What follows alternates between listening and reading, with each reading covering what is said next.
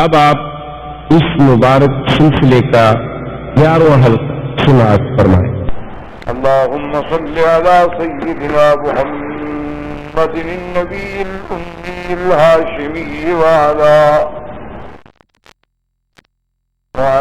آله وأصحابه نجوم الهدى. أما بعد فقد قال الله تبارك وتعالى في القرآن المجيد والفرقان الحميد: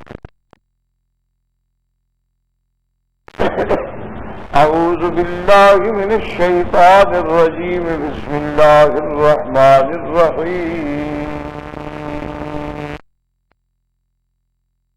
ومن يقنت منكن لله ورسوله وتعمل صالحا نؤتها أجرها مرتين وأعتدنا لها رزقا كريما. يا نساء النبي لستن كأحد من النساء إن اتقيتن فلا تخضعن بالقول فيطمع الذي في قلبه مرض وقلن قولا معروفا. وقرن في بيوتكن ولا تبرجن تبرج الجاهلية الأولى وأقمن الصلاة وآتينا الزكاة وأطعن الله ورسوله إنما يريد الله ليذهب عنكم الرجس أهل البيت ويطهركم تطهيرا. واذكرن ما يتلى في بيوتكن من آيات الله والحكمة إن الله كان لطيفا خبيرا. قال النبي صلى الله عليه وسلم: الدنيا متاع وخير متاع الدنيا المرأة الصالحة أو كما قال رسول الله صلى الله عليه وسلم. صدق الله العلي العظيم وصدق رسوله النبي الكريم ونحن على ذلك لمن الشاهدين ومن الشاكرين والحمد لله رب العالمين. برادران اسلام، واجب الاحترام بزرگوں، دوستوں، بھائیوں، عزیز نوجوانوں، الحمدللہ اللہ تبارک و تعالی کی توفیق و عنایت سے آپ کی اس جامع مسجد میں، مسجد مستشفیٰ میں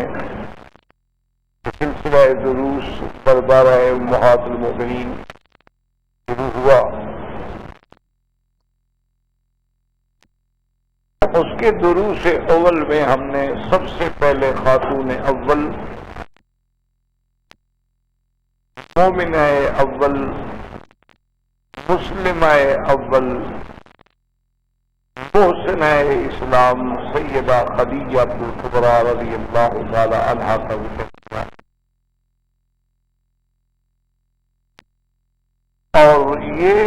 سیدہ رضی اللہ تعالی عنہا حضور کی ساری اولاد کی بھی ماں ہیں، اور ان کی وفات کے بعد یہ شرف بھی انہیں اللہ نے نصیب کیا، قبر میں خود حضور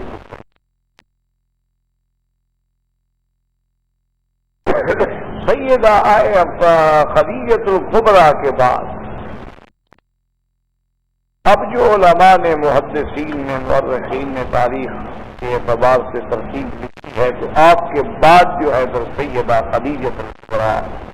کے بعد سیدہ عائشہ رضی اللہ تعالی عنہا اور سیدہ سودا رضی اللہ تعالی عنہا کا ذکر ہے.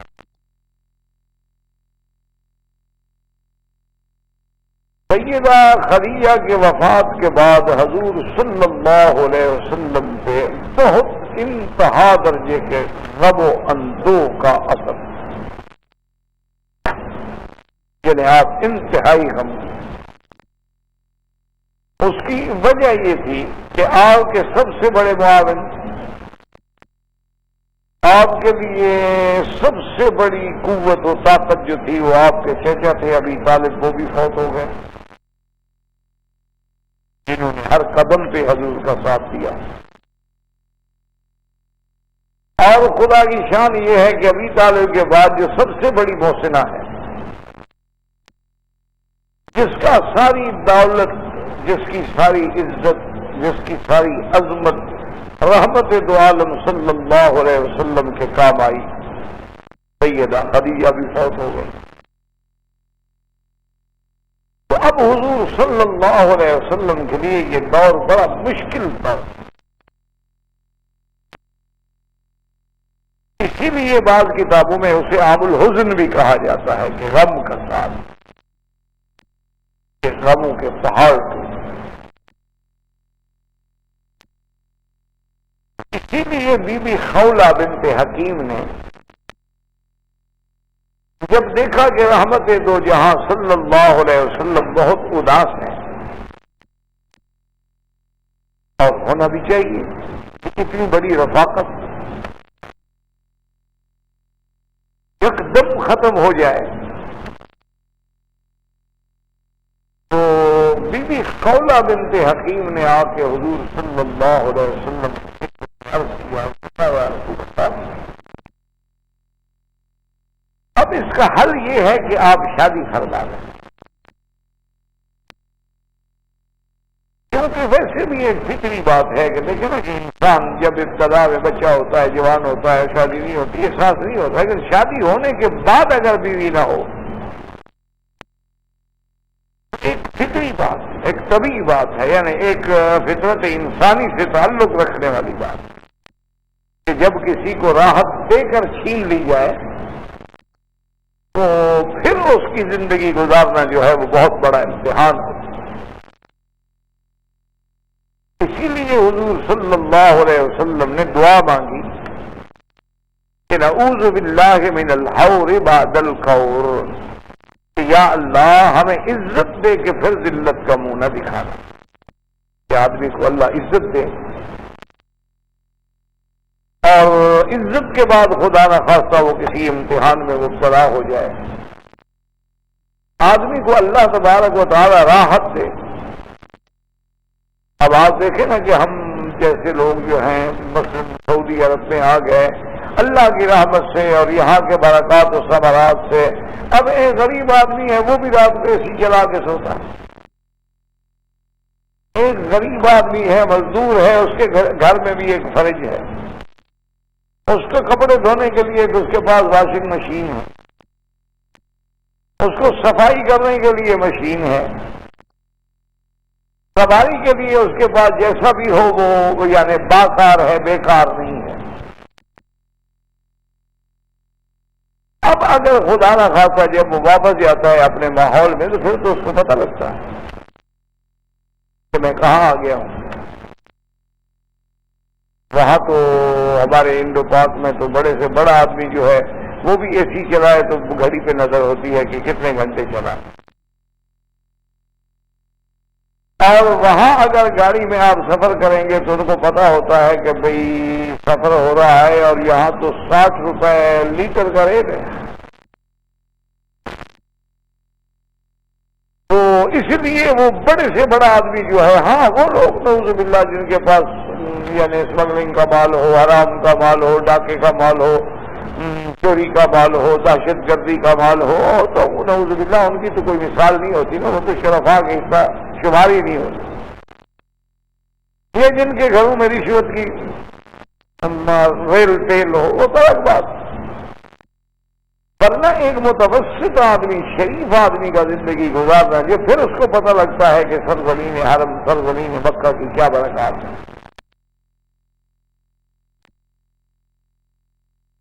اس لیے ایک فطری بات تھی کہ رحمت دو عالم نے جو زندگی گزاری، اور پھر بی بی خدیجہ جیسی بیوی جو صرف زوجہ نہ ہو، رفیقہ حیات ہو، جو ام الاولاد ہو، جو سب سے پہلی مومنہ ہو، محسنہ ہو، اور جس نے اپنا سارا مال حضور کے قدموں میں لا کے ڈھیر کر دیا ہو.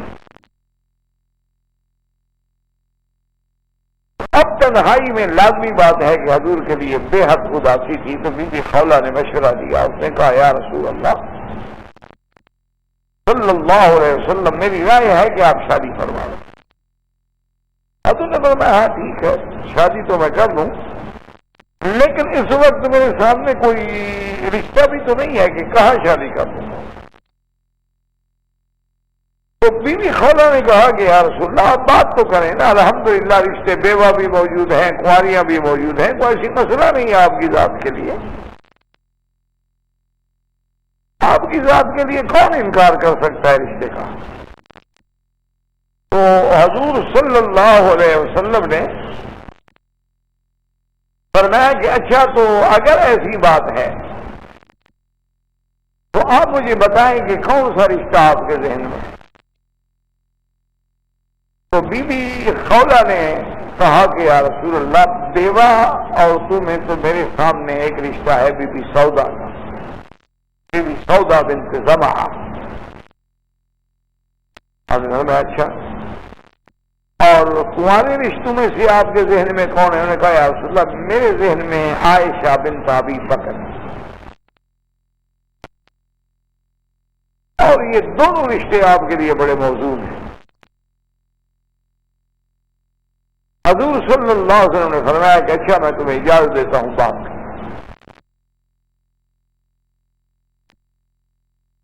بی بی خولہ بنت حکیم نے آ کر سیدہ عائشہ رضی اللہ تعالی عنہا کی والدہ سے بات کی. آپ کی والدہ کا نام تھا زینب. سیدہ عائشہ کی والدہ کا نام زینب ہے. ام رومان جو ہے کنیت ہے. عرب میں کنیت رکھنے کا ایک بڑا شوق ہوتا ہے اور عزت سمجھی جاتی ہے کہ فلاں آدمی کو کنیت کے ساتھ بلائیں گے، ابو فلان ابو فلان ابو فلان. یہ آج بھی الحمدللہ ہوتا ہے. تو آپ کی والدہ کا نام جو ہے، بی بی عائشہ کی والدہ کا نام جو ہے وہ بی بی زینب ہے، اور ان کی کنیت جو ہے وہ ام رومان ہے. جیسے آپ کے والد کا نام عبداللہ ہے، کنیت جو ہے وہ ابو بکر ہے، لقب جو ہے وہ صدیق ہے. ان کے والد کا نام عثمان ہے اور ان کی کنیت ابی قحافہ ہے. رضوان اللہ تعالی علیہم اجمعین. تو بی بی خولہ بنت حکیم نے کہا کہ یا ام عائشہ یا ام رومان، آپ کی بیٹی ہے سیدہ عائشہ اور رحمت دو عالم سیدنا محمد مصطفیٰ صلی اللہ علیہ وسلم کی بیوی فوت ہو گئی ہیں، تو حضور صلی اللہ علیہ وسلم کی رغبت ہے آپ کے گھر کے لیے. تو بی بی رومان نے کہا کہ اس سے بڑی سعادت ہمارے لیے کیا ہو سکتی ہے، اس سے بڑی عظمت ہمارے لیے کیا ہو سکتی ہے کہ حضور ہم سے رشتہ لیں اور میری بیٹی جو ہے وہ بیت نبوت میں جائے. اس سے بڑی سعادت ہمارے لیے کیا ہے، لیکن ہمارے لیے ایک مشکل ہے. تو بی بی نے پوچھا کہ کیا مشکل ہے؟ انہوں نے کہا کہ مطعم ابن عدی نے اپنے بیٹے کے لیے بی بی عائشہ کا رشتہ مانگا تھا اور حضرت ابو بکر رضی اللہ تعالی عنہ نے اس کو زبان دی تھی. اور آپ جانتی ہیں کہ ابو بکر تو اپنی زبان سے کبھی نہیں پھریں گے. تو جب پہلے ایک بات ہو چکی ہے تو اب ہم کیسے رشتہ کر سکتے ہیں؟ ورنہ ہمارے لیے اس سے بڑی کیا سعادت ہو سکتی ہے. کہاں مطعم ابن عدی اور کہاں محمد الرسول اللہ صلی اللہ علیہ وسلم. لیکن اس نے کہا کہ خولہ آپ جلدی نہ کرنا حضور کو جواب دینے میں، پہلے مجھے حضرت ابو بکر سے پوچھنے دو اور اس کے بعد ہمیں مطعم ابن عدی کے جواب کا بھی انتظار ہے. پھر میں آپ سے کہوں گی تو پھر جواب دینا. تو بی بی خولہ نے سیدنا ابو بکر کے گھر میں بھی بات کر دی اور بی بی سودا سے بھی بات کر دی. اور بی بی سودا کیونکہ بیوہ تھی, ان کے لیے تو کوئی مسئلہ نہیں تھا نا اپنی زندگی کا فیصلہ کرنا, خود ان کے اختیار میں. تو ان نے کہا کہ ایسی اگر بات ہے تو کون ایسی عورت ہو سکتی ہے جو حضور محمد مصطفیٰ کے گھر میں نہ جانا چاہے. اتفاق کی بات یہ ہے کہ حضرت ابو بکر جب آئے تو آپ کی بیوی نے جب ان سے بی بی خولہ کا اور حضور صلی اللہ علیہ وسلم کے رشتے کی بات کی تو اس نے کہا کہ واللہ خدا کی قسم میرے دل میں محمد عربی سے زیادہ کوئی محبوب نہیں, لیکن مطلب ابن عدی کا انتظار تو ہمیں کرنا ہوگا کیونکہ ہم نے زبان دی ہے. اچھا, اتفاق کی بات یہ ہے کہ کچھ دن گزرے تو مطلب ابن عدی نے خود آگے حضرت ابو بکر صدیق سے کہا کہ میں اپنے بیٹے کا رشتہ نہیں کرنا چاہتا.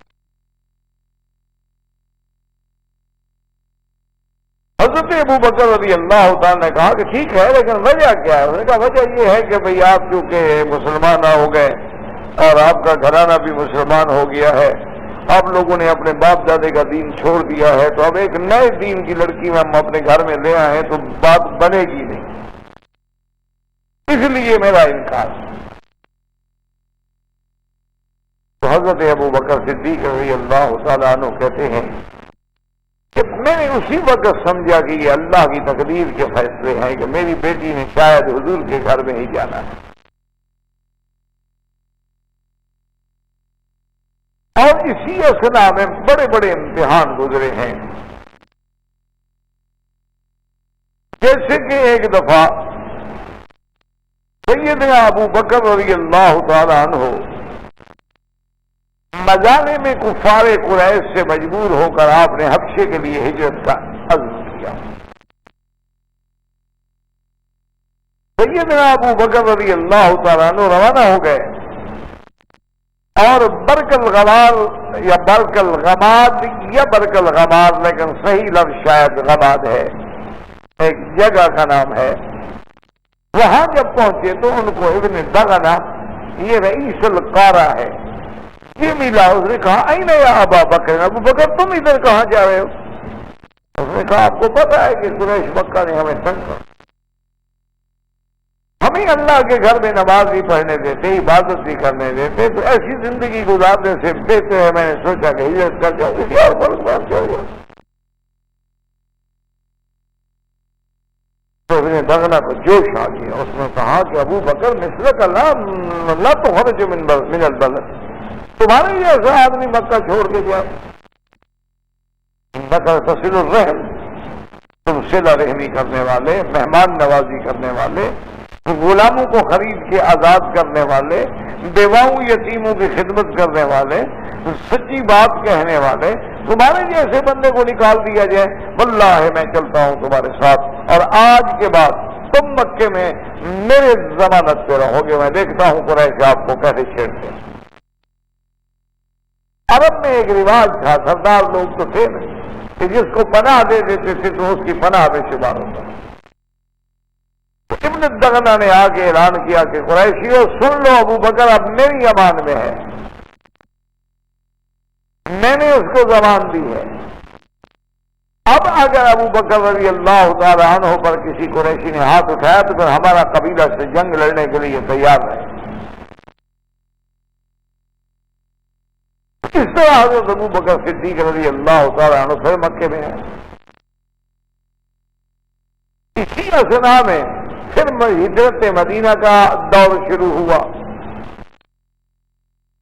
تو بی بی عائشہ رضی اللہ تعالی عنہا فرماتی ہیں کہ ایک دن حضور رحمت دو عالم ہمارے گھر میں آئے دوپہر کے وقت میں, اور اپنے چہرے مبارک پہ کپڑا ڈالا ہوا تھا, اور ایسے وقت میں حضور کبھی ہمارے گھر میں نہیں آتے. تشریف لاتے تھے ہمارے گھر میں، لیکن یہ کبھی نہیں ہوا تھا کہ دوپہر کی گرمی میں اور اپنے سر مبارک پہ اور چہرے پہ کپڑا ڈالے ہوئے تشریف لائے۔ آنے کے بعد آپ نے فرمایا کہ ابو بکر جو لوگ تمہارے پاس بیٹھے ہیں، فرماتی ہیں اس وقت میں، میری بہن بی بی اسما اور ہماری والدہ اور ابو بکر ہم سب کٹھے بیٹھے تھے۔ تو حضور صلی اللہ علیہ وسلم نے فرمایا کہ یا ابا بکر، میں نے آپ سے کوئی راز کی بات کہی، لہذا جو لوگ تمہارے ساتھ ہیں ان کو ذرا اٹھا دو۔ تو حضرت ابو بکر صدیق نے عرض کیا وما ہی الا اہلک یا رسول اللہ،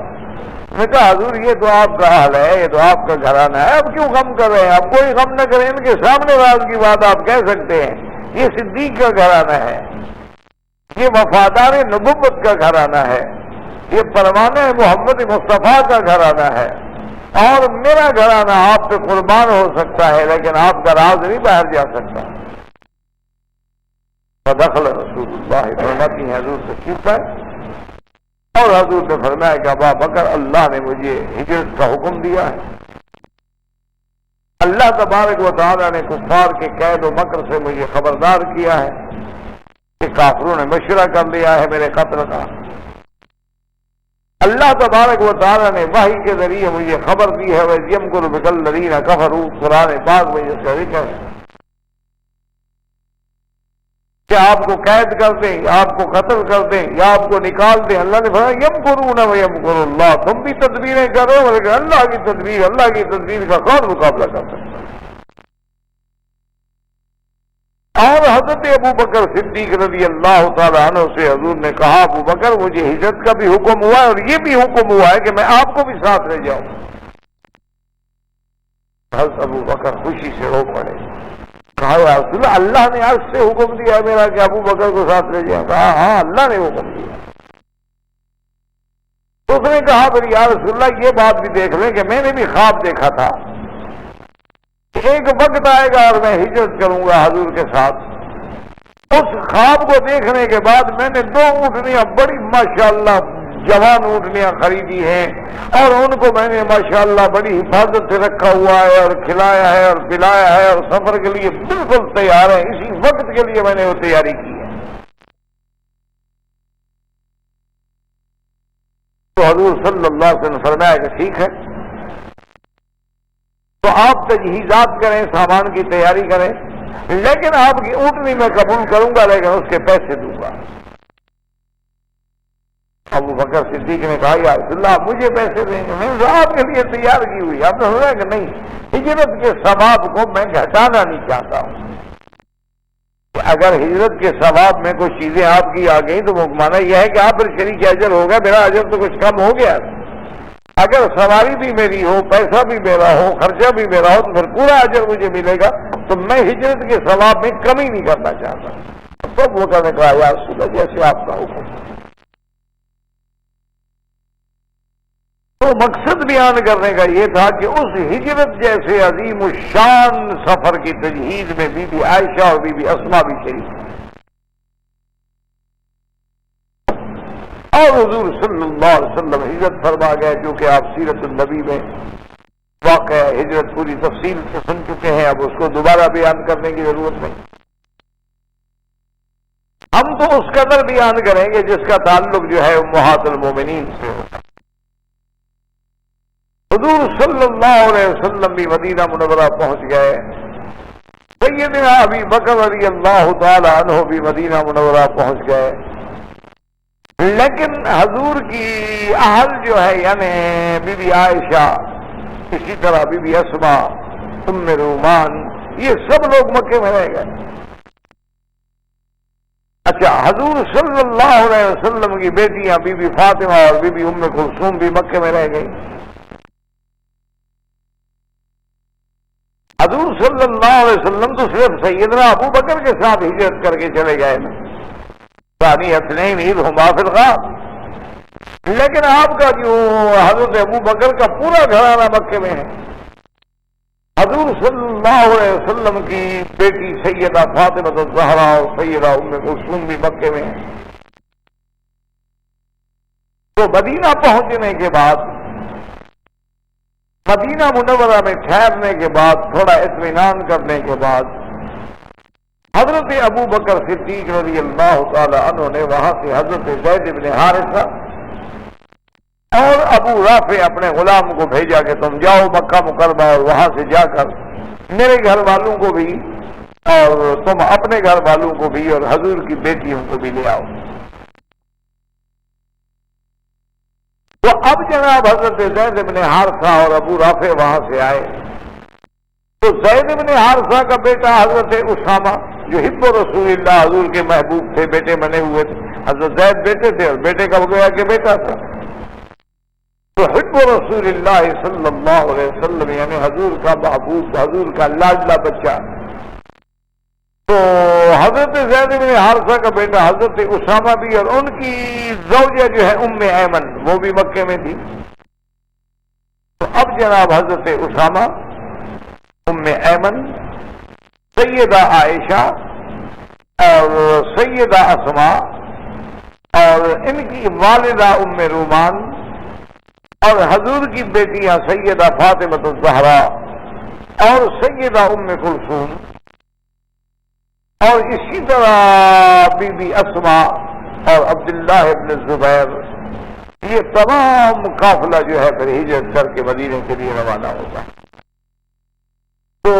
یہ قافلہ بھی جب ہجرت کے لیے روانہ ہوا، اچھا خدا کی شان دیکھیں کہ جس اونٹ پہ بی بی عائشہ اپنی والدہ کے ساتھ سوار ہیں، خدا کی قدرت یہ ہے کہ وہ اونٹ کسی بات سے بلٹ گیا۔ جانور ہے، کبھی ڈر جاتا ہے، کبھی جانور شوخی پہ آ جاتا ہے۔ اچھا وہ ایسا بتک گیا اور ایسا یعنی ڈرا اور دوڑا نا جی کہ راستہ بھی چھوڑا اور سارے اونٹوں کو بھی چھوڑا اور راستے سے بھی ہٹ گیا اور ایسی خطرناک حالت ہو گئی کہ ابھی گرے کہ ابھی گرے، اور بی بی ام رومان کی تو چیخیں نکل گئیں اور اس کے زبان سے یہ لفظ بھی نکلے کہ ہائے میری بیٹی عائشہ، ہائے میری بیٹی جس کو میں نے نبی کی دلہن بنانا تھا، آج تو ہماری موت یہاں راستے میں اللہ نے رکھی۔ جیسے ماؤں کو ایک خیال ہوتا ہے نا میری بیٹی ہے اب دلہن بنے گی، شادی ہوگی، ہم خوشی دیکھیں گے اپنی اولاد کی، اور یکدم حادثہ سامنے آ جائے تو آدمی کے حواس تو کھو جاتے ہیں۔ تو بی بی ام رومان بھی گھبرا گئی اور کہتی ہائے میرا ربا، میرے اللہ کیا ہو گیا، میری بیٹی عائشہ، میری بیٹی عائشہ اور میری دلہن اور میری بیٹی جس میں دلہن بننا ہے محمد مصطفیٰ کی۔ تو بی بی عائشہ کہتی ہیں فَسَمِعْنَا صَوْتًا، کہ ہم نے ایک آواز سنی، ہم نے ایک آواز سنی کہ اونٹ کی مہار جو ہے وہ چھوڑ دو، اونٹ کی مہار جو تم لوگوں نے پکڑی ہوئی ہے چھوڑ دو اس کو۔ تو بی بی عائشہ کہتی ہیں کہ ہم نے وہ چھوڑ دی، پتہ نہیں آواز کیا ہے لیکن ویسے بھی تو اب اونٹ ہمیں گراتا ہے تو چلو چھوڑ دیتے۔ کہتی ہیں جیسے ہی ہم نے مہار چھوڑی تو اونٹ کھڑا ہو، کھڑا ہونے کے بعد وہ جناب بالکل کہتے ہیں کہ واپس آیا اور اپنی اس صفوں میں پہنچ گیا جو باقی اونٹ تھے قافلے کے، اور معلوم ایسے ہوتا تھا کہ جیسے کوئی بندہ پکڑ کے اس کو لا رہا ہے، لیکن وہ ہمیں نظر نہیں آیا۔ ام رومان آپ کی والدہ کہنے لگی عائشہ معلوم ہوتا ہے کہ اللہ نے تیرے لیے خیر لکھی، معلوم ہوتا ہے کہ تیرے مقدر میں خیر ہی خیر ہے، کہ دیکھیں اللہ نے ہمیں کیسے حادثے سے بچا ہے، ایک جنگل کا اونٹ ہے اس نے کیا سمجھنا ہے کیا ہونا تھا، اور ساری ساتھی پریشان ہیں اور وہ کوئی کر بھی نہیں سکتے، اونٹ بھاگ گیا۔ تو معلوم ہوتا ہے کہ اللہ نے تیرے لیے خیر بچا۔ تو بی بی عائشہ رضی اللہ تعالی عنہ یہ ویسے بھی اتنی شان والی بی بی ہے کہ باپ جس کا ابو بکر ہو، یعنی اس لیے بعض علماء جو تھے وہ جب بی بی عائشہ کا نام لیتے تھے تو کہتے تھے ان عائشہ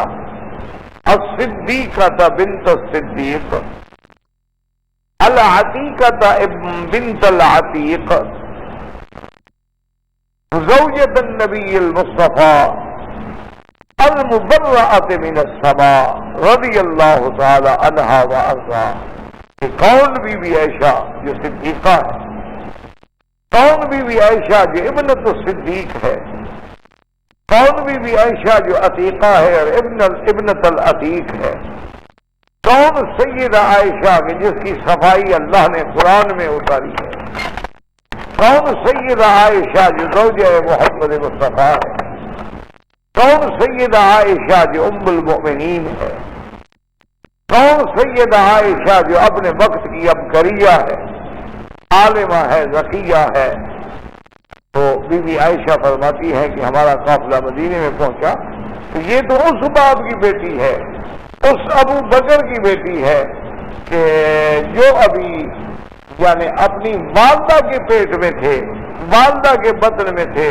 اور ان کی ماں کہتی ہے کہ جب میں کسی وادیوں میں گزرتی تھی، کسی پہاڑوں کی گھاٹیوں میں گزرتی تھی تو مجھے آواز آتی تھی کہ ابشری یا آمد اللہ بالتحقیق، اے اللہ کی بندی تو یہ مبارک ہو، ابشری یا آمد اللہ بالتحقیق، کہ اللہ تمہیں ایک ایسا بچہ دیں گے جس کو جہنم سے اللہ آزادی دیں گے، لقبہ فی السماء الصدیق، جس کا لقب آسمانوں میں صدیق ہوگا، وَهُوَ لِلنَّبِيِّ صَاحِبٌ وَرَفِيقٌ، اور جب محمد مصطفیٰ پیدا ہوں گے تو وہ ان کا دوست اور ساتھی ہوگا۔ تو یہ تو اس باپ کی بیٹی ہے، تو اس کے لیے بھی خوشخبری آنا کوئی بڑی بات نہیں ہے، اللہ کی طرف سے انتظام کر دینا بڑی بات بھی نہیں ہے کہ اونٹ رک جائے یا اونٹ سیدھے راستے پہ آ جائے۔ تو بی بی عائشہ صدیقہ رضی اللہ تعالیٰ عنہا فرماتی ہے کہ ہم مدینہ منورہ پہنچ گئے۔ مدینہ منورہ پہنچنے کے بعد حضور کی بیٹیاں تو پھر حضور کے ساتھ چلی گئی،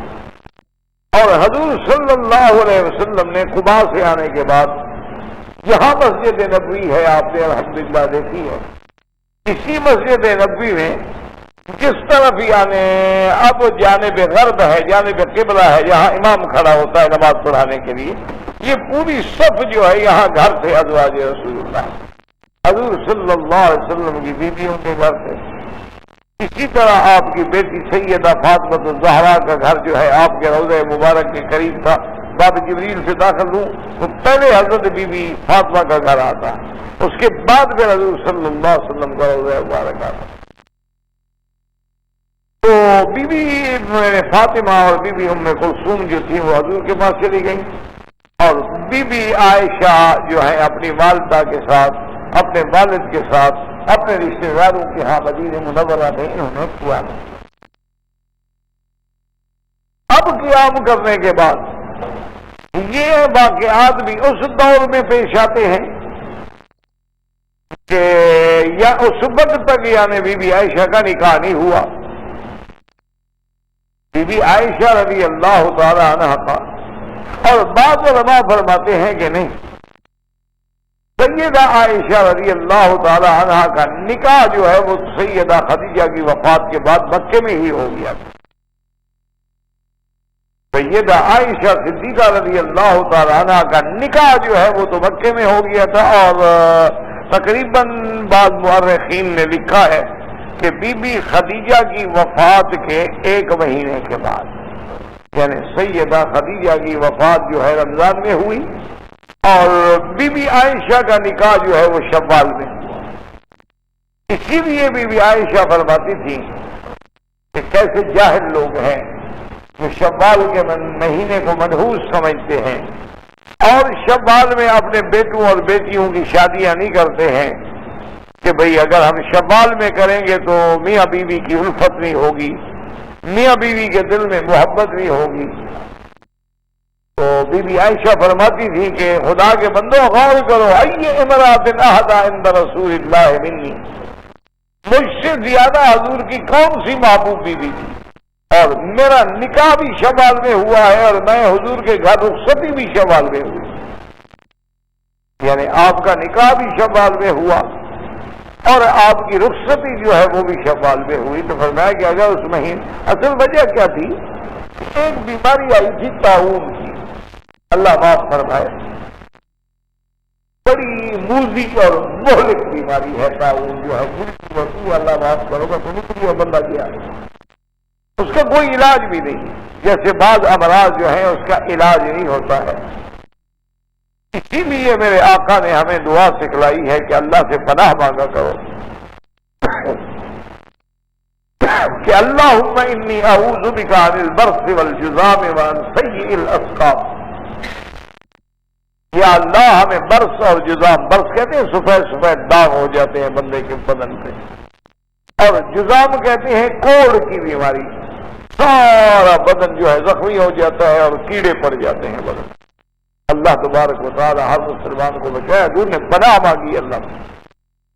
تو اسی طرح بعض سیئ الاسقام ہیں جن کا علاج کوئی نہیں۔ اچھا، ایک حدیث مبارک میں یہ بھی آتا ہے کہ اللہ نے آج تک کوئی ایسی بیماری نہیں اتاری جس کا علاج بھی نہ اتارا، کہ ما انزل داء الا انزل اللہ بہ دواء، کہ اللہ تبارک و تعالی نے یعنی کوئی بیماری کو بیماری دینے والے بھی اللہ ہیں اور شفا دینے والے بھی اللہ ہیں، علاج اسباب ہے، اصل تو شفا دینے والی اسی کی ذات ہے، وہ چاہے تو اس میں شفا رکھ دے اور چاہے تو نہ رکھے۔ تو اس لیے بعض علماء کہتے ہیں کہ معنی یہ ہے کہ ہر بیماری کا علاج تو ہے، لیکن اس علاج تک ابھی ہم پہنچے نہیں۔ ہمارا علم جیسے کہ کتنے سیارات ہیں، کتنے کواکب و نجوم ہیں جن پر ہماری ابھی تک تحقیق ہی نہیں پہنچی۔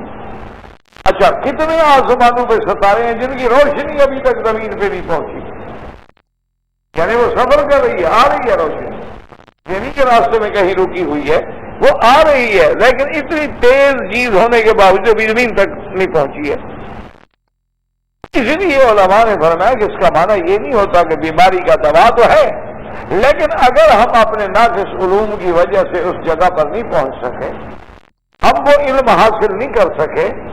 تو اس میں ہمارے علم کا نقشہ یہ تو نہیں کہ اللہ نے بیماری دی ہو اور اس کا کوئی دوا نہ دیا ہو۔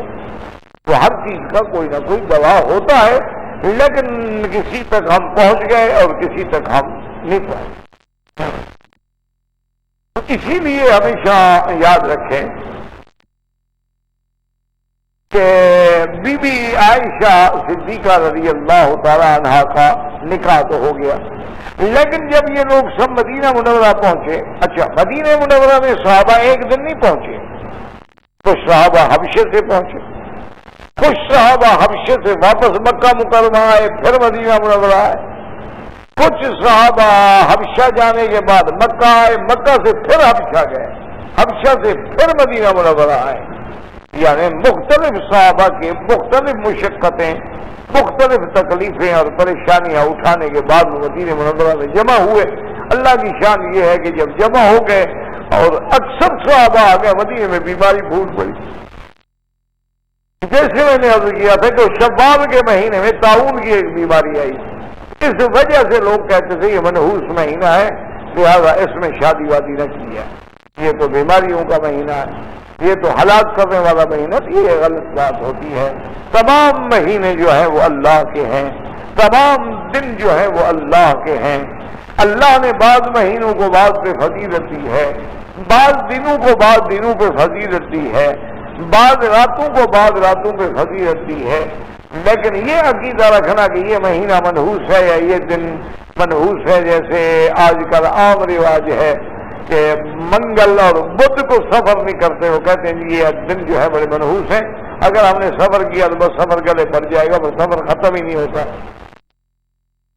اچھا، ابھی یہ بدھ اور منگل کیوں منحوس ہیں؟ انہوں نے کہا جی پہلی قوموں پہ جب عذاب آیا تھا انہی دنوں میں آیا تھا۔ پہلی بات تو یہ ہے کہ ہمیں تاریخ صحیح مل ہی نہیں سکتی، کون سے ہمارے پاس تقویم ہے کہ جو ہمیں حضرت نوح علیہ السلام کے زمانے سے لے کر اب تک صحیح یعنی بالکل معلومات ایسے دے جس میں کوئی غلطی کا امکان نہ ہو پائے تو ہے نہیں۔ اگر ہو بھی فرض محال کافروں کی قوموں پہ عذاب اترا، تو جن قوموں پہ عذاب اترا جب ہمارے دشمن ہلاک ہو گئے جن دنوں میں، وہ دن منحوس تو ان کے لیے ہوئے جن پہ عذاب آیا، ہمارے لیے تو وہ دن مبارک ہوئے کہ ہمارا دشمن مر گیا اس دن میں، ہم تو الٹا خوش ہو، نہ کہ ان کو ہم منحوس سمجھے۔ ایام نحسات ہیں، قرآن کہتا ہے کہ وہ ایام نحسات ہیں، لیکن کن کے لیے؟ جن پر اللہ کا عذاب برسا، مسلمانوں کے لیے دو عذاب کے دن نہیں۔ اور اگر یہی عقیدہ رکھ لیا جائے نعوذ باللہ، تو شوال کے مہینے میں جس کا بچہ پیدا ہو وہ کیا کرے؟ اس کا بچہ ہی پیدا منگل یا بدھ کے دن ہو تو منحوس ہو گیا، اس کے بعد سے نکال دینے ہو. یہ جاہلیت کے عقیدے ہیں جن کی کوئی حقیقت نہیں. ان عدت الشہور عند اللہ 12 شہرا، اللہ نے 12 مہینے بنائے ہیں، اس میں رمضان کو فضیلت دی ہے، عشرہ ذی الحجہ ہے، عشرہ اواخر رمضان ہے، لیالی کو فضیلت دی ہے، لیلۃ القدر اس کے اندر رکھی ہے. یہ اللہ کا ایک نظام ہے. اس لیے بی بی عائشہ فرماتی تھی کہ کتنا جاہلانہ عقیدہ ہے کہ شوال میں شادی ہوگی تو وہ شادی نہیں چلے گی. فرماتی تھی ای امرات اہدی منی الی رسول اللہ، کون سی عورت ہے جو مجھ سے زیادہ حضور کو محبوب تھی، اور میرا نکاح بھی شوال میں ہوا اور اس کی بھی شوال میں ہوا. تو اس لیے صحابہ کے زمانے میں جب حضور کے صحابہ مدینہ منورہ آ گئے، آنے کے بعد خدا کی شان یہ ہے کہ وہاں سارے صحابہ بیمار ہوئے. اللہ کی شان ایسی ہوئی کہ سارے صحابہ بیمار ہوئے. بی بی عائشہ فرماتی ہیں کہ میں آئی اپنے ابا کی عیادت کرنے کے لیے سیدنا ابی بکر کی، تو حضرت ابو بکر رضی اللہ تعالیٰ عنہ بھی بہت اداس ہیں اور اپنی زبان سے یہ پڑھ رہے ہیں کہ کل امرئ مصبح بأہلہ والموت ادنی من شراک نعلہ. ہر بندہ صبح اپنے اہل میں کرتا ہے اور موت جو ہے اس کے پاؤں کے تسمے سے بھی زیادہ قریب ہے. موت تو آنے والی ہے. تو حضرت ابو بکر بھی اداس ہیں. فرماتی ہے کہ پھر میں آئی حضرت بلال کا پتہ کرنے کے لیے، خادم رسول اللہ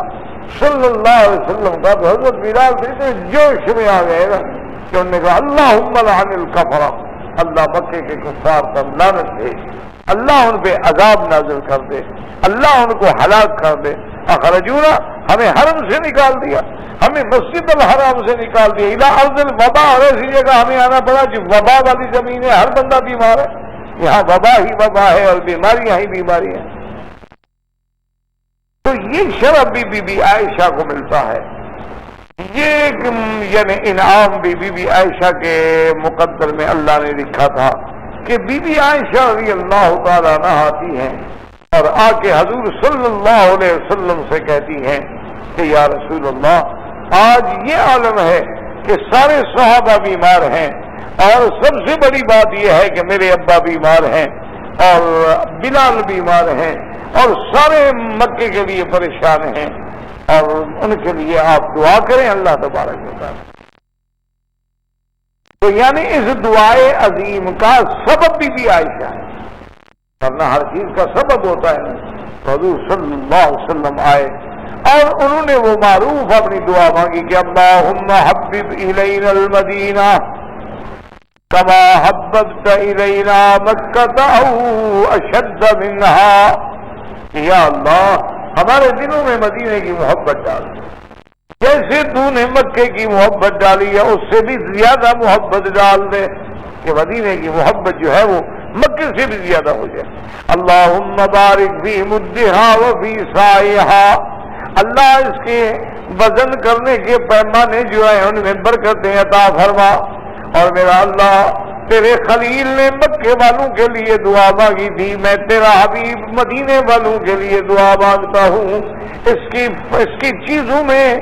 مکے میں جتنی برکت ہے اس سے بھی دگنا برکتیں عطا فرما دے مدینے منورہ میں. اور اس کے بعد حضور نے دعا مانگی وَانْقُلِ الْوَبَاءَ إِلَى الْجُحْفَىٰ، میرا اللہ مدینے منورہ سے بیماری کو نکال دے، وبا کو نکال دے. تو اب بھی عائشہ فرماتی ہیں کہ حضور کی دعا کا ایسا اثر ہوا کہ تمام صحابہ الحمدللہ ٹھیک ہو گئے اور اللہ تبارک و تعالیٰ نے اس وبا کو مدینہ منورہ سے ہٹا دیا اور جوفے کی طرف چلی گئی. اور اسی طرح ایک حدیث میں آتا ہے حضور صلی اللہ علیہ وسلم نے صحابہ سے کہا کہ تم بیمار ہو، علاج تمہارے گھر میں موجود ہے، تم علاج سے فائدہ کیوں نہیں اٹھاتے؟ صحابہ نے کہا کہ کیا علاج ہے؟ آپ نے فرمایا کہ یہ دیکھو تمہاری انگلی ہے نا بابا، اس انگلی کو لے لو اور ایسے زبان پہ رکھو اور پھر اس انگلی کو اسی مدینے کی مٹی پہ رکھ دو. اسی مٹی کو رکھنے کے بعد جتنا بھی وہ مٹی لگ جائے انگلی کو تو اس کے بعد اس کو چاٹ لو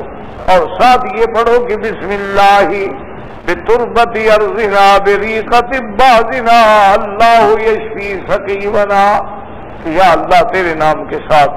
اور اپنے اس شہر کی مٹی کے ساتھ اور میرا اللہ شفا تو دینے والا ہے، ہمیں شفا عطا فرما دے اور اسی کو تو ہمارے لیے شفا کا ذریعہ بنا دے۔ تو بس صحابہ کو زبان پہ اسی وجہ سے آج تک آپ دیکھتے ہیں نا خا کے شفا جو لوگ لے جاتے ہیں، تو بعض علماء کہتے ہیں کہ وہ خاص جگہ تھی جہاں حضور نے فرمایا تھا، وہی مراد ہے وہ مٹی ہے۔ اور بعض محدثین فرماتے ہیں کہ نا سارے مدینہ منورہ کی مٹی جو ہے اس میں شفا ہے، تمام مدینہ منورہ کی مٹی جو ہے اس میں اللہ تبارک و تعالی نے شفا رکھی ہے۔ اور بعض محدثین فرماتے ہیں کہ اللہ نے ہر ملک کی مٹی میں اثرات رکھے ہیں، یعنی کوئی بندہ انڈیا میں ہے، پاکستان میں ہے، بنگلہ دیش میں ہے، عرب میں ہے، عجم میں ہے، جہاں بھی رہتا ہے، اگر اس کو تکلیف ہو اور وہ اپنے اس ملک کی مٹی کے ساتھ اس طرح کا عمل کرے جیسے حضور نے فرمایا ہے تو شفا ہو جاتی ہے۔ تو بعض علماء نے یہ کہا ہے، لیکن بہرحال جتنے اقوال ہوں مدینہ منورہ کی شفا ہونے میں تو شبہ ہی نہیں نا، کیونکہ اور چیزوں کا اگر دوسرے ملک میں بھی اثر ہو اللہ قادر ہے، لیکن جہاں خود حضور صلی اللہ علیہ وسلم نے حکم دیا ہو، اس طرح حضور صلی اللہ علیہ وسلم رحمت دو عالم آپ کی دعا بھی لی اور مدینہ منورہ سے اللہ تبارک و تعالیٰ نے اس وبا کو ہمیشہ کے لیے نکال دیا، اور اب مدینہ منورہ قیامت تک جو ہے وہ رحمت کا گہوارہ بن گیا، اور اللہ تبارک و تعالیٰ نے اس کو شفا کا ذریعہ بنا دیا ہے۔ حتیٰ کہ بعض علماء اتنا بھی کہتے ہیں، وہ کہتے ہیں کہ جب اللہ مدینے کی زیارت نصیب کرے، جب مدینے میں جانا نصیب ہو، وہ کہتے ہیں اگر مٹی اڑ رہی ہو تو اس کو اپنے چہرے کو نہ چھپایا کرو، آنے دو اس مٹی کو۔ اگر مدینہ منورہ کی غبار آ گئی تو فرمایا اللہ تمہیں جذام اور برس کی بیماری سے محفوظ رکھے۔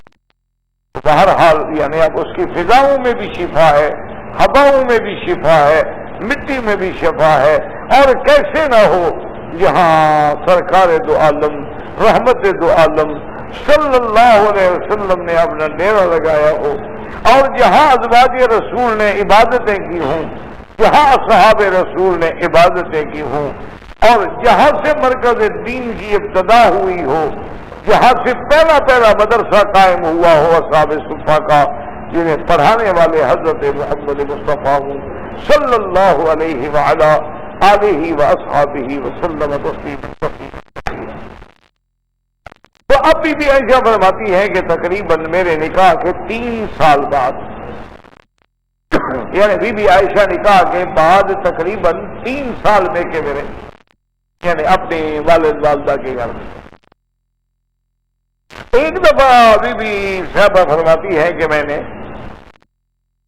دیکھا کہ میرے گھر میں کچھ مشورے ہوتے ہیں لیکن مجھے پتہ نہیں۔ تو 3 سال گزرنے کے بعد فرماتی ہے کہ ایک دن میں جھولا جھول رہی تھی، رسی باندھ کے، بچی تھی، نو عمر بچی تھی، جھولا جھول رہی تھی، تو بنی الاشہل کے گھرانے کی عورتیں جو ہیں وہ ہمارے گھر میں آئیں۔ اب میں دیکھ رہی ہوں عورتیں آ رہی ہیں اور عورتیں آ رہی ہیں اور عورتیں آ رہی ہیں۔ تھوڑی دیر کے بعد مجھے میری والدہ نے بلایا، آواز دی، تو کہتی ہے میں بھاگتی آئی نا، میرا سانس چڑھا ہوا۔ انہوں نے مجھے بٹھایا، بٹھانے کے بعد انہوں نے پانی شانی لگا کے میرے بال ٹھیک کیے، اور جب میں اندر گئی تو وہ عورتیں جو تھی بنی اشل کی وہ مجھے مبارکباد دینے لگی کہ ماشاءاللہ انت علی خیر، انت علی خیر وانت زوجۃ النبی المصطفیٰ،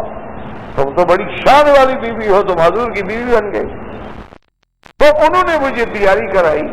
تو فرماتی ہے نہ تو میرے لیے کوئی لباس منگوایا گیا، نہ میرے لیے کوئی جوڑے سلوائے گئے، جیسے ہمارے یہاں مسلمانوں کے عروسی جوڑے تو الگ بنتے ہیں نا، تو نہ میرے لیے کوئی اہتمام کیا گیا، پانی لگا کے بس بال ٹھیک کر دیے گئے۔ اچھا خدا کی شان یہ ہے، بی بی عائشہ فرماتی ہے کہ شادی سے قبل میں ایسی بیمار ہوئی کہ میرے سارے سر کے بال جھڑ گئے، فرماتی ہے کہ بالکل کانوں تک آ پہنچے میرے بال، لیکن اللہ تبارک و تعالی نے پھر مجھے شفا عطا فرمائی، اللہ تبارک و تعالی نے اس بیماری کا ازالہ فرما دیا۔ تو فرماتی ہے اس طرح مجھے شادی کے لیے تیار کیا گیا، اور فرماتی ہے کہ میری شادی پہ جیسے نہ کسی نے کوئی اونٹ ذبح کیا، نہ کوئی بکری ذبح کی، نہ کسی نے کسی کو کھانا کھلایا، اور حضور صلی اللہ علیہ وسلم کے گھر میں مجھے لانے والے جو ہیں وہ بنی اشل کے خاندان کی عورتیں، اور اسی طرح میری اماں جو ہے ام رومان، اور ایک بی بی اسما بنت یزید، اسما بنت سکن، یہ وہ اسما نہیں، وہ تو بنت عبداللہ بن زبیر ہے، اسما عبداللہ زبیر کی والدہ ہیں، وہ تو اخت عائشہ ہے، وہ الگ ہے۔ یہ اسما بنت یزید اپنے سکن ہیں، یہ بھی سہیلی تھی بی بی عائشہ، تو فرماتی ہے کہ یہی وہ بی بی ہے جس نے یعنی مجھے بڑے محبت سے آ کے حضور کے گھر میں حضور کے فراش پہ بچھایا اور مجھے کہا کہ تم حضور محمد مصطفیٰ کی بیوی ہو۔ اور یہ شرف جو ہے سیدہ عائشہ صدیقہ رضی اللہ تعالی عنہا کو ملا ہے کہ حضور نے فرمایا اریدو کہ مرتین فی المنام، یعنی بخاری اور مسلم کے درجے کی حدیثوں میں ہے، بعض دفعہ میں ہے 3 دفعہ اور بعض دفعہ میں ہے مرتین 2 دفعہ، کہ مجھے خواب میں دکھایا گیا کہ جبریل علیہ السلام نے فی خرقۃ حریر، ایک ریشم کے کپڑے میں تصویر رکھی ہوئی ہے اور میں کھول کے دیکھتا ہوں تو ہے، اور جبریل کہتا ہے کہ ہذہ زوجتک فی الدنیا والآخرہ، یہ محمد مصطفیٰ یہ آپ کی بیوی ہے، دنیا میں بھی آپ کی بیوی ہے اور آخرت میں بھی آپ کی بیوی ہے۔ تو فرماتے ہیں کہ حضور صلی اللہ علیہ وسلم کو میرے نکاح سے یعنی میری رخصتی سے، میری شادی سے پہلے 1 دفعہ نہیں بلکہ 2 دفعہ یا 3 دفعہ باقاعدہ خواب میں، اس کو کہتے ہیں بشارات منامیہ، کہ خواب کے ذریعے بشارتیں دی گئیں اور بتلا دیا گیا کہ ہذہ زوجتک فی الجنہ، ہذہ زوجتک فی الجنہ، یہ آپ کی بیوی ہے اور جنت میں بھی آپ کی بیوی ہے۔ تو بی بی صاحبہ فرماتی ہیں کہ جب میں آ گئی تو صرف ایک دودھ کا پیالہ آیا، ایک دودھ کا پیالہ، یہ سارا یعنی انتظام ہے سارے گھر میں۔ یعنی آج آپ مسلمانوں کی شادیاں بھی دیکھیں، آج آپ اپنی مایوں کی اور مہندی کی رسمیں بھی دیکھیں، آج آپ اپنی ہندوانہ تہذیب کے اثرات بھی دیکھیں، آج آپ اپنی شادیوں پہ فضولیات اور اخراجات کا عذاب بھی دیکھیں، آج آپ اس جہیز کی لعنت کو بھی دیکھیں جس کی وجہ سے ہزاروں بیٹیاں اپنے گھروں میں عذاب بن کے بیٹھ گئی۔ وجہ یہ ہے کہ ان کے پاس جہیز دینے کے لیے نہیں،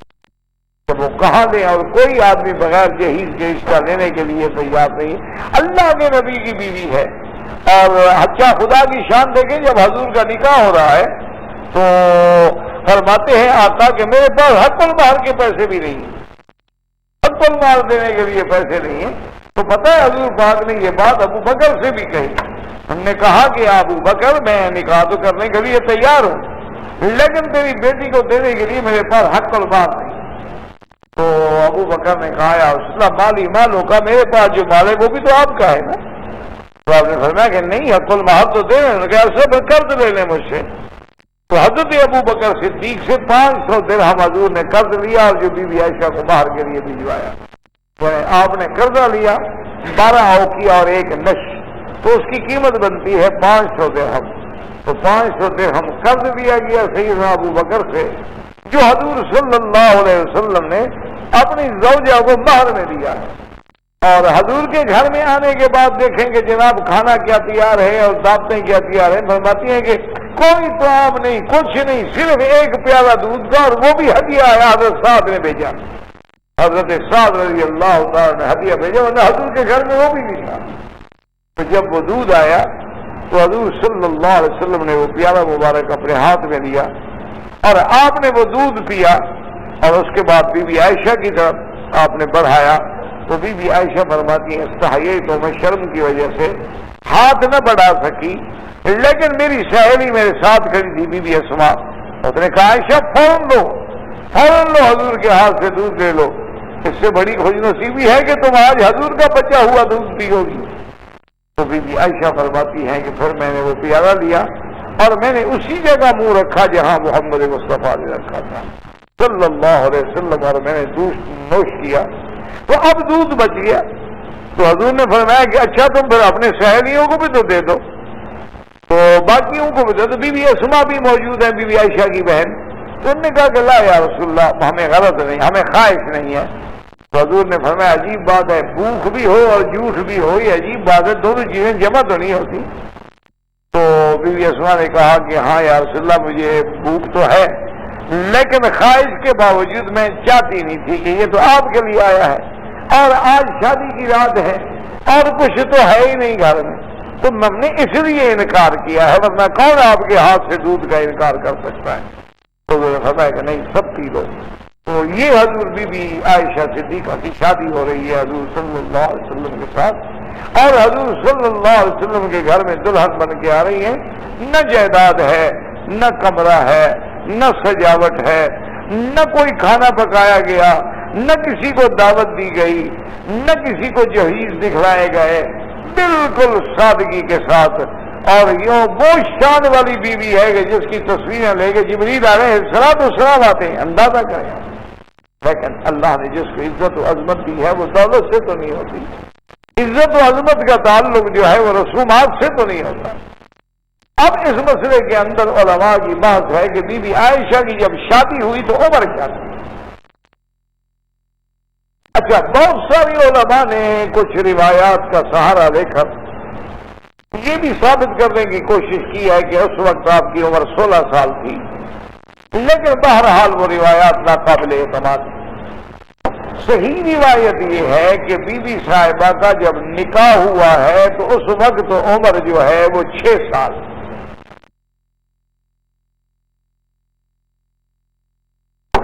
جب حضور صلی اللہ علیہ وسلم کا نکاح ہوا ہے مکے میں تو بی بی عائشہ کی عمر 6 سال، اور جب بی بی عائشہ دلہن بن کے رخصتی کے بعد حضور کے گھر آئی ہے اس وقت عمر 9 سال۔ اب یہ کہنا اور بحثیں کرنا کہ 9 سال کی بچی کیا وہ اس قابل بھی ہوتی ہے کہ وہ شادی کرے، اس قابل بھی ہوتی ہے کہ اس کے ساتھ حقوق زوجیت جو ہے وہ شوہر ادا کر سکے، یہ لمبی چوڑی بحثیں جو ہے، اور اس پہ علماء نے بھی جوابات میں بڑا تکلف سے کام لیا ہے۔ دشمنوں نے بھی حملے میں کمی نہیں کی، الحمدللہ اہل حق نے بھی جواب دینے میں کمی نہیں کی، لیکن اتنی لمبی چوڑی بحث میں جانے کی ضرورت ہی نہیں۔ اس کی وجہ یہ ہے کہ جب اس رشتے کا محرک جو ہے، حکم دینے والے، تصویر بھجوانے والے، دکھلانے والا خدا کی ذات ہے، یہ تو شادی ہی نہیں والی ہے، کوئی عام شادی تو ہے نہیں کہ اس میں ہم غور کریں اور فکر کریں کہ جی 9 سال کی بچی کے ساتھ کیسے شادی ہو گئی، 9 سال کی بچی جو ہے اس نے کیسے حقوق، یہ تو اللہ کا اپنا نظام ہے جو حضور کے لیے بنایا گیا ہے۔ اللہ تبارک و تعالی نے اس لیے کتابوں میں آتا ہے کہ شبن حسنا، کہ بی بی عائشہ فرماتی ہیں اللہ نے مجھے پھر ایسی جوانی دی نا کہ میرے ساتھ کسی کی جوانی نہیں ملتی تھی، اور فرماتی ہیں کہ پہلے میرا وزن کم تھا لیکن پھر میں نے خیار، ایک تو ہوتا ہے نا خیار جو یہاں عام استعمال ہوتا ہے جسے ہم اپنے زبانوں میں کھیرا وغیرہ کہتے ہیں، ایک ہوتی ہے ککڑی سفید رنگ کی ہوتی ہے لمبی سی، تو یہ علاج بھی حضور نے بتلایا تھا کہ اگر کمزور ہے سیدہ عائشہ تو اس کو ککڑی اور کھجور دے دو، ملا کے کھایا کرے۔ تو اطباء کہتے ہیں کہ دیکھو کمال ہے کہ کھجور کے اندر جو حدت و حرارت تھی اور ککڑی کے اندر جو برودت تھی تو اعتدال ہو گیا، تو اس کے فوراً بعد آپ نے سمجھنا موٹاپا بھی آ گیا، وزن بھی بڑھ گیا، قد بھی بڑھ گیا۔ تو بی بی صاحبہ کو جب اللہ خود اپنے نبی کے لیے ایک رشتے کو تیار کریں تو پھر اتنی بڑے عقل لڑانے کی کیا ضرورت ہے کہ 9 سال کی بچی تھی اور کیا بچی سے نکاح ہو سکتا ہے؟ اچھا، آج جو سب سے زیادہ میرے پاک نبی کی شان میں گستاخیاں کرنے والے لوگ ہیں، آج ان کے پاس لاکھوں کی تعداد میں 9 سال سے لے کر 12 سال کی بچیاں جو ہیں وہ حاملہ ہیں۔ سب سے زیادہ اعتراض کرنے والے لوگ جو ہیں کفار، سب سے زیادہ اعتراض کرنے والے، حضور کی شان میں گستاخیاں کرنے والے، ان کے ملک میں 1 نہیں 2 نہیں 4 نہیں لاکھوں کے حساب سے کنواری مائیں یعنی شوہر نہیں ہے، کنواری مائیں بن چکی ہیں اور عمر کی 9 سے لے کر 12 سال تک۔ اس لیے اگر ہر گھر کے اندر بعض علاقے ٹھنڈے ہوتے ہیں عورت دیر سے بالغ ہوتی ہے، بعض علاقے گرم ہوتے ہیں عورت جلدی بالغ ہوتی ہے، بعض غریب گھرانے ہوتے ہیں یہاں آدمی کو کھانا پینا میسر نہیں آتا، 16 سال کے بعد جا کے لڑکیاں بالغ ہوتی ہیں، اور بعض امیروں کے گھر ہوتے ہیں جہاں ہر وقت فراوانی ہے کھانے میں، وہاں 8 سال 9 سال کے بعد بھی ان کے اندر یعنی آثار جوانی کے پیدا ہونے شروع ہو جاتے ہیں۔ تو اصل بات یہ ہے کہ اس بحث میں پڑھنا اور بلا وجہ موقع دینا دشمن کو، یہ بھی کوئی عقل مندی نہیں ہے، بلکہ یہ خالص نکاح ہے، یہ خالص وہ رشتہ ہے، یہ خالص وہ بات ہے جو اللہ نے اپنے نبی کے لیے خود منتخب کیا ہے، اور حضور صلی اللہ علیہ وسلم کو باقاعدہ اس کی تصاویر دکھلا دی گئی ہیں۔ تو پھر ہمیں وہم میں پڑھنے کی کیا ضرورت ہے کہ عمر چھوٹی تھی عمر بڑی تھی؟ اللہ قادر ہے، اللہ چاہے تو 100 سال کی بڑی عورت جو ہے اس کو بھی جوان بنا دے۔ اللہ تبارک و تعالیٰ چاہے تو ابراہیم علیہ السلام کی بیوی جب کہ عاقر ہو چکی ہے اور وہ خود تعجب کرتی ہیں، یا ویلتا آلد وانا عجوز، میں بوڑھی کو اولاد ہوگی، وہذا بالی شیخا، یہ میرا بوڑھا بیٹھا ہے شوہر، یہ بھی بوڑھا ہو گیا، میں بھی بوڑھی ہو گئی۔ تو فرشتے کہتے ہیں تاجبین من امر اللہ رحمت اللہ علیکم وبرکاتہ اہل البیت۔ اسی طرح حضرت زکریا علیہ السلام کھڑے ہیں، اذ نادى ربہ نداء خفیا قال رب انی وہن العظم منی، یا اللہ میرے بال سفید ہو گئے، میری تو ہڈیاں بھی بوسیدہ ہو گئی، لیکن مہربانی کر مجھے اولاد عطا فرما دے۔ اللہ نے فرمایا یا زکریا انا نبشرک بغلام اسمہ یحییٰ لم نجعل له من قبل سمیا۔ تو اگر اللہ اس وقت اولاد دینے پہ قادر ہے تو اللہ ایک کم عمر عورت کو بھی جوان کرنے پہ قادر ہیں، اس کو صحت دینے پہ قادر ہیں، اس کو قوت دینے پہ قادر ہیں۔ تو صحیح روایات یہی ہیں کہ حضور صلی اللہ علیہ وسلم کی بیوی بنی، صدیقہ بنی، اور آپ حتیٰ کہ ایک دفعہ بی بی عائشہ کہتی ہے کہ میں نے عرض کیا کہ یا رسول اللہ ہر بیوی کی کنیت ہے لیکن ایک میں ہوں، میری کنیت نہیں۔ تو آپ نے فرمایا کہ اچھا، اور ایک دن فرماتی ہیں کہ جب عبداللہ پیدا ہوئے، عبداللہ ابن زبیر پیدا ہوئے، بی بی اسماء کے بیٹے تھے، عبداللہ ابن زبیر جب پیدا ہوئے تو چھوٹے بچے تھے، تو میں خوشی سے اٹھا کے لے آئی اور کھجور بھی لے آئی۔ تو حضور نے اپنے ہاتھ سے اپنی زبان مبارک سے کھجور کو چبایا، چبانے کے بعد اس کی تحنیک کی اور فرمایا کہ دیکھو عائشہ، آج کے بعد تم ام عبداللہ بن جاؤ، یہ تمہارا بھانجا تو ہے نا، تو اس کی وجہ سے تم بھی کنیت اپنی رکھ لو ام عبداللہ۔ تو لہذا عائشہ ام عبداللہ بھی کہلائی